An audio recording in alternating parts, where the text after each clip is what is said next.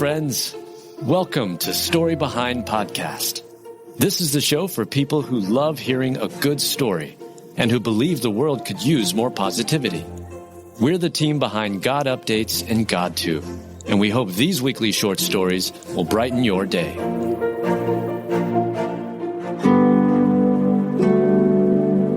Two men rescued after their boat capsized in a New York lake while fishing.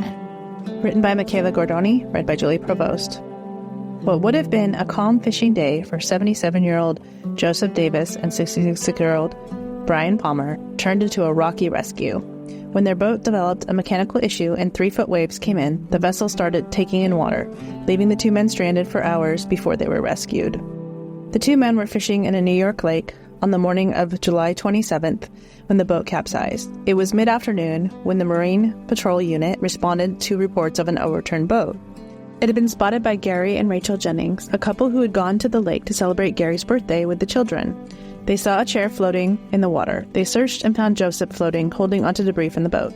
We saw the boater's seat in the water. We approached him. We asked him if he was okay or needed help. He indicated he did need help, Rachel said. At that point, we saw the partially capsized boat. The couple threw him a rope and pulled him on board their boat. As soon as he gets the rope, and then he got to me, he grabbed my hand and just looked into my eyes and said, "Don't let go," Gary said. I said, "I'm not going to let go, buddy, don't worry." Joseph alerted them to Brian, who was still in the water. Another citizen got to Brian and saved him. The men were in the water for over 5 hours. An EMS team evaluated them on shore. Joseph suffered some bruises, but the men will be all right. If it weren't for the life jackets they were wearing, we would definitely have a different outcome, said Oneida County Sheriff Robert McCull. We had talked about not going out. We had talked about delaying going out because of the weather, Rachel said. Thankfully, we decided to go out and came across all this and were able to help out. The family was happy to help and said it's important to do the right thing. Do the right thing because the next person will do the right thing for you, Gary said. It's wonderful that Gary and Rachel were at the lake that day, despite their hesitation. They were able to help when it most needed, and their rescuee is surely grateful.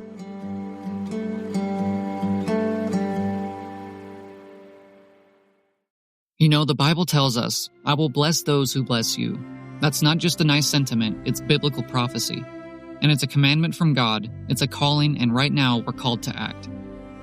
The teachings of the New Testament are deeply intertwined with the Hebrew Scriptures. As Christians, we are called to honor and respect this shared heritage. The Apostle Paul reminds us in Romans 11:18, "Do not consider yourself to be superior to those other branches. If you do, consider this. You did not support the root, but the root supports you." Supporting the people of Israel is more than a belief. It's a biblical mandate.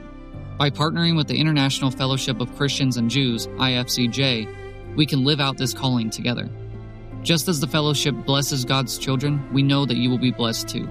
Learn more about the fellowship and how you can live out your faith, bless Israel, and be blessed in return. Visit ifcj.org today. Again, that's ifcj.org. Be the blessing, live the word, answer the call. Did you know that the Salvation Army produces a network of podcasts? One of those shows, Words of Life, is a 15-minute weekly show featuring testimonies, interviews, and conversations on topics impacting the church today. Coming up on Words of Life is a 6-week series with author, podcaster, and counselor Dr. Zach Clinton. He joins us for a series focused on encouraging men as we discuss the challenges we face in 2025.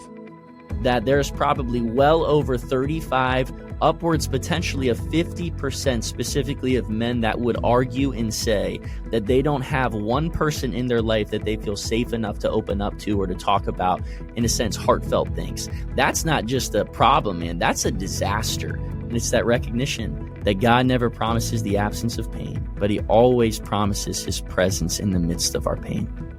Listen to Words of Life wherever you get your podcasts or visit wordsoflifepodcast.org.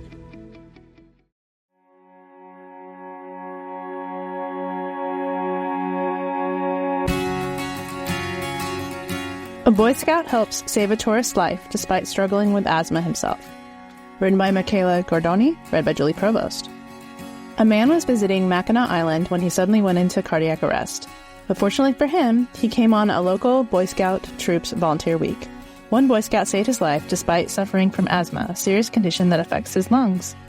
When 16-year-old Honor Scout Kenny Rover understood what was happening to the visitor, he ran to get an AED. automated external defibrillator, from the top of Fort Mackinac. Despite his trouble with breathing, I was breathing heavily, but it didn't feel like I was getting oxygen to my lungs. But I knew my comfort didn't matter at the moment because I knew somebody else was actively dying, and I did not know their status. So despite that, I sprinted as fast as I could, the young scout said. As Kenny was retrieving the defibrillator, an off-duty nurse who was walking by performed CPR. Once he returned, Kenny gave the AED to his scout leader, who had AED training and used the device to resuscitate the man before the paramedics arrived. Kenny is proud that he, his scout leader, and this nurse all used their skills to come together and help the man. If they hadn't, this story would have had a different ending. Kenny had learned about emergency response in a Boy Scout merit badge course.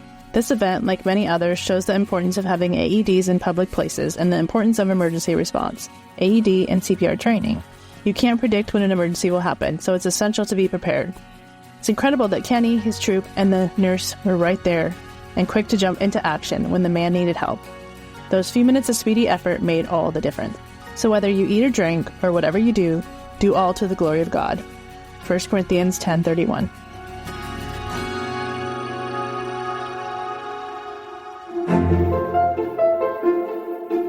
Thank you so much for listening to Story Behind Podcast. We're really glad you joined us for this week's story. To see photos and videos that may have been referenced in this episode, check out the links in the show notes. And if you enjoyed what you heard today, subscribe to our podcast, and please tell a friend about us. We'd also love it if you'd rate us and leave us a review. It really does help more people find us. Story Behind is a Salem Web Network production.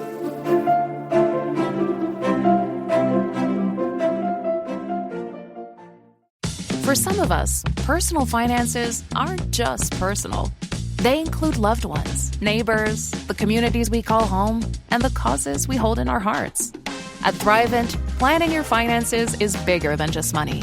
We help you put your plans into motion and faith into action so you can do more for the ones in your heart.